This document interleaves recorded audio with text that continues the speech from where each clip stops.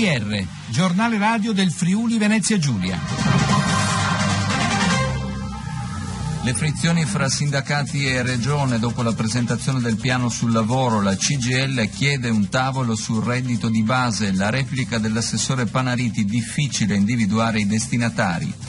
La Giunta per le nomine si pronuncia sulla presidenza in SIEL, audizione a Palazzo per il presidente dell'aeroporto Dressi, mentre torna al centro dell'attenzione la questione vitalizi.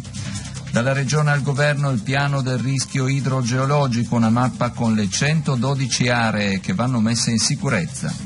La svolta sull'area dell'ex caserma di Via Rossetti a Trieste, si firma oggi il passaggio dal demanio alla Cassa Depositi e Prestiti, una parte dei 12 ettari andrà al Comune.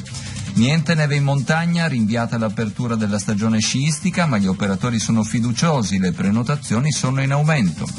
La morte a Udine di Alberto De Marchi, imprenditore del caffè e sponsor storico del pugilato, aveva 64 anni.